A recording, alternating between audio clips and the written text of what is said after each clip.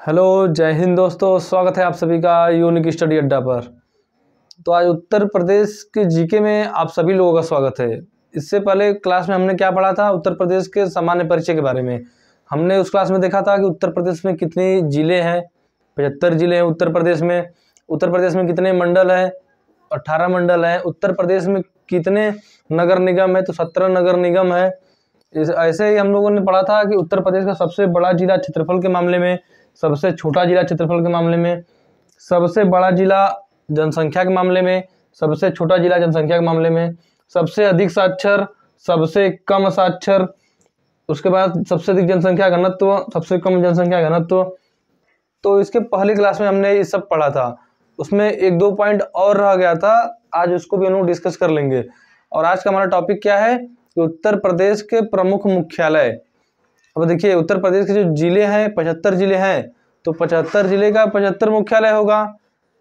लेकिन इसमें से जैसे अधिकांश जिले का मुख्यालय तो उनके जिले के नाम पर ही है, लेकिन उनमें से 10-12 ऐसे भी जिले हैं जिनका मुख्यालय उनके जिले के नाम से हट के है, और वहीं से आपके परीक्षा में क्वेश्चन पूछा जाता है। तो वो जो 10-12 मुख्यालय हट के हैं उन्हीं को हम लोग जानेंगे, और कुछ ट्रिक टाइप का होगा, जो ट्रिक से आपको यदि समझाया जाएगा तो आपको ज़्यादा बेहतर तरीके से समझ में आता है कोई चीज़, तो उसी तरीके से हम लोग उसको समझेंगे और याद कर लेंगे। तो कल हमारा सामान्य परिचय में उत्तर प्रदेश के एक दो पॉइंट रह गया था। क्या रह गया था? तो उत्तर प्रदेश की साक्षरता हमने बात किया था कि सबसे अधिक साक्षर गौतम बुद्ध नगर और सबसे कम साक्षर श्रावस्ती। अब उत्तर प्रदेश की साक्षरता प्रतिशत यदि पूछे आपसे तो कितना होगा? तो लिखिए,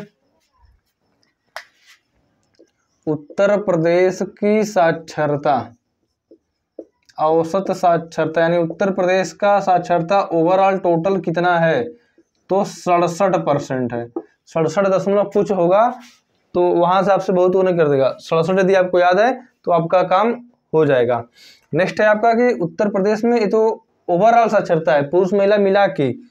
अब केवल पुरुष साक्षरता यदि कभी आपसे पूछ दे, अब पूछता भी है, तो केवल पुरुष साक्षरता पूछेगा तो 77% है। उत्तर प्रदेश में 77% पुरुष साक्षर हैं। अब महिला साक्षर की भी बात कर लें तो 57%। महिला साक्षर कितनी है? तो 57% उत्तर प्रदेश की महिलाएं साक्षर हैं। तो 57% उत्तर प्रदेश की टोटल 67। याद करना कितना ईजी है। उत्तर प्रदेश की एवरेज साक्षरता है 67%, तो बीच वाला हो गया 67, इसको याद कर लीजिए। अब पुरुष पूछेगा तो 10 बढ़ा दीजिए, महिला पूछेगा तो 10 घटा दीजिए। सिंपल है याद करने का तरीका, आराम से आपको याद भी हो जाएगा। तो हो जाएगा उत्तर प्रदेश की साक्षरता। अब एक पॉइंट और हम लोग लिख लेते हैं, उत्तर प्रदेश यहीं पर लिख लेते हैं। उत्तर प्रदेश का ये तो हो गया साक्षरता के बारे में। 2011 की जनगणना के अनुसार आप सभी को पता है कि उत्तर प्रदेश की जनसंख्या कितनी है? 19,98,12,341 उत्तर प्रदेश की जनसंख्या है 2011 की जनगणना के अनुसार। अब यदि आपसे कभी क्वेश्चन पूछ दे, और पूछता भी है कि 2011 में जनसंख्या वृद्धि दर कितनी थी, तो 20%। कितना था? तो 20 दशमलव, आपका उत्तर प्रदेश की 20.22%।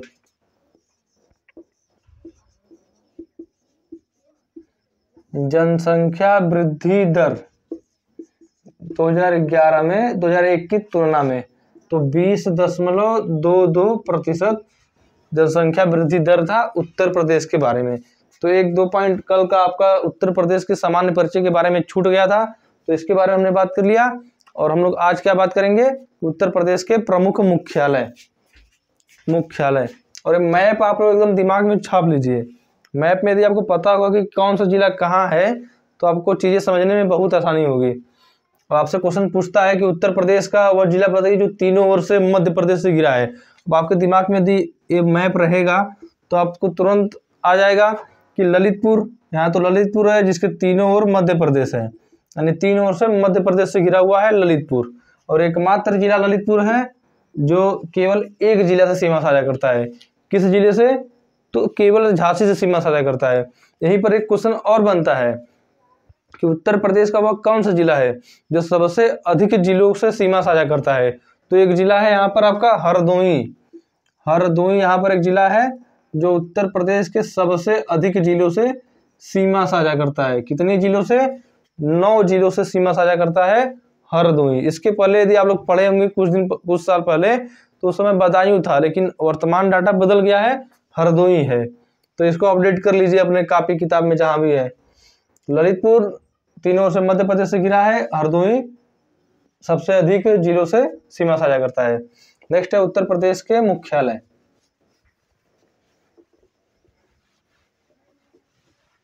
अगला पॉइंट हमारा है उत्तर प्रदेश के मुख्यालय। मुख्यालय तो सबसे पहले हम लोग बात करें अमेठी। एक जिला आपका अमेठी हो जाएगा जिसका मुख्यालय इसके नाम से हट के है। दूसरा जिला आपका यहीं पर बात करें तो गौतम बुद्ध नगर। गौतम बुद्ध नगर। एक जिला है आपका सिद्धार्थ नगर। सिद्धार्थ नगर, अमेठी, गौतम बुद्ध नगर, सिद्धार्थ नगर। इसके बाद आपका हो जाएगा सोनभद्र। सोनभद्र। इसके बाद आपका कानपुर देहात। एक कानपुर शहर है, कानपुर देहात। और इसके बाद आपका हो जाएगा अंबेडकर नगर। अंबेडकर नगर। अंबेडकर नगर हो जाएगा एक जिला। इसके बाद हम लोग देखते हैं और जिले हैं इसमें, इसको हम लोग मिटा लेते हैं। अंबेडकर कौन कौन सा हो गया? अमेठी, गौतम बुद्ध नगर, सिद्धार्थ नगर, सोनभद्र, कानपुर देहात, अंबेडकर नगर। इसके बाद आपका है एक जिला संभल। एक जिला है आपका संभल।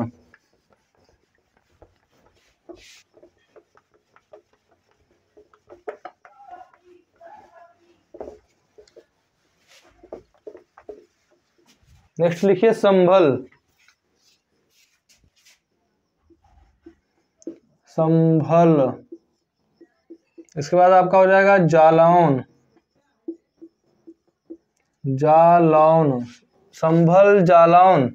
इसके बाद आपका कौन सा जिला हो जाएगा? संभल, जालौन, कुशीनगर।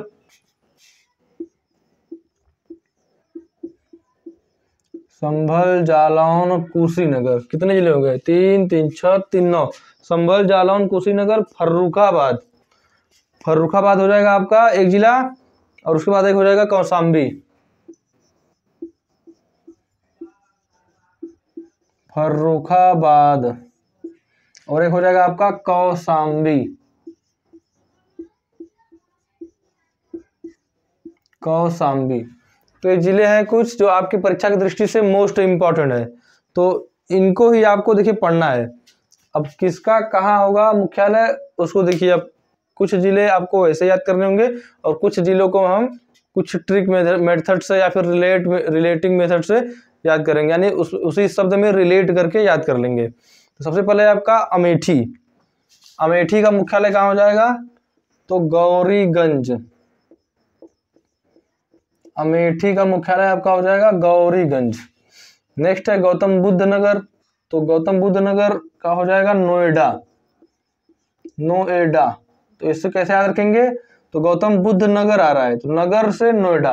नगर नोएडा एक तरह का आंसर है, नगर नोएडा। नोएडा नगर है ना, तो नोएडा नगर। गौतम बुद्ध नगर का हो जाएगा नोएडा। अब देखिए कोई ट्रिक, विशेष ट्रिक नहीं है, बस आपको रिलेट करके याद करना है। अब ट्रिक बनाएंगे हर चीज का तो याद नहीं रहता है वो, अब रिलेट करेंगे तो आपको ज्यादा समय तक याद रहेगा। नेक्स्ट देखिए सिद्धार्थ नगर।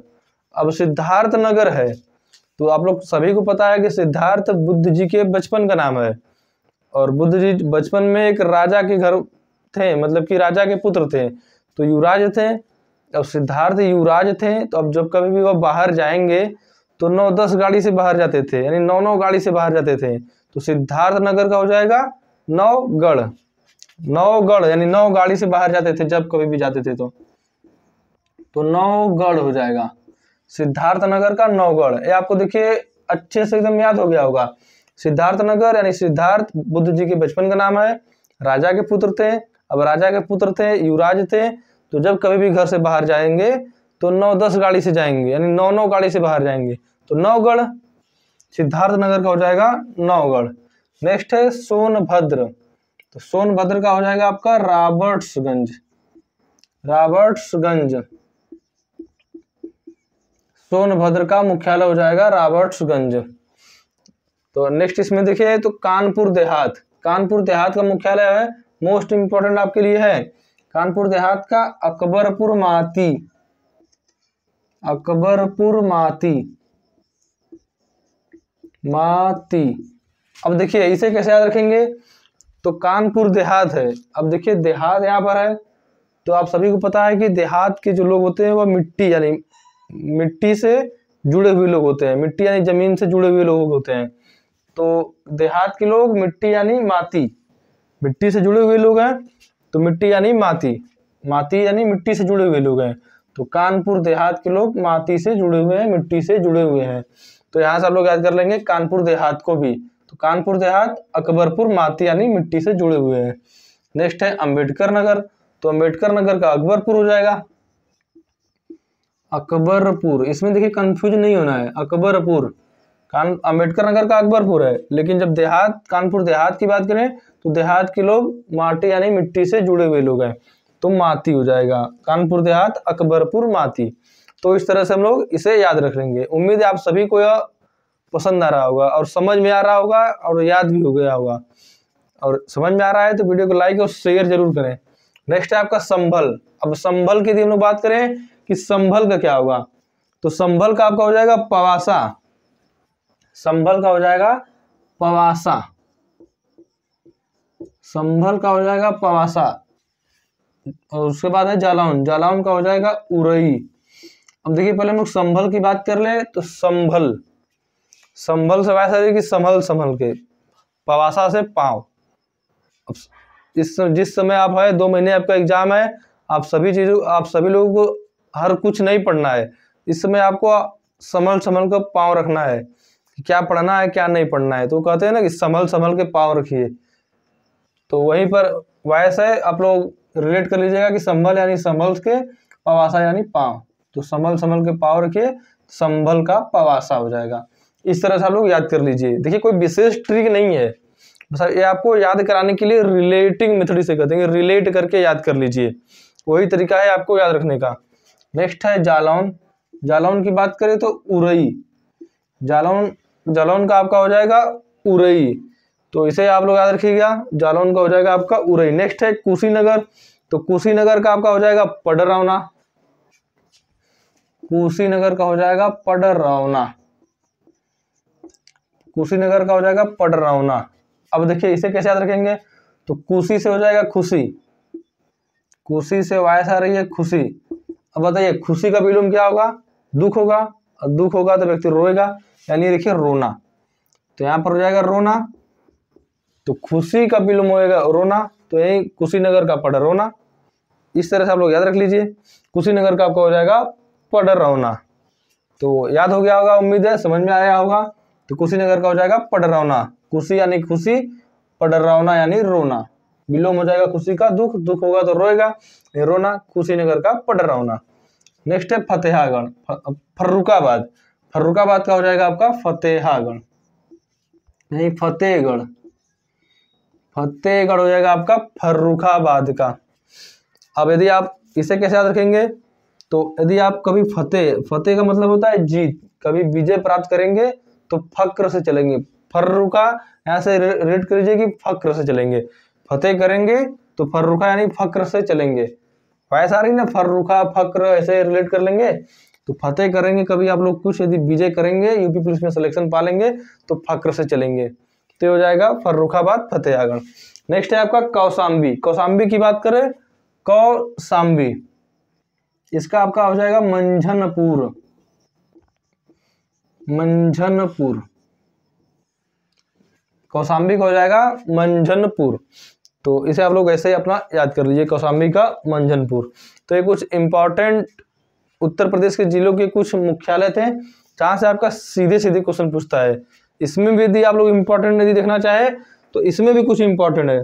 कौन कौन से है तो देखिए, आपका अम्बेडकर नगर हो जाएगा, सोनभद्र, सिद्धार्थ नगर, कुशीनगर।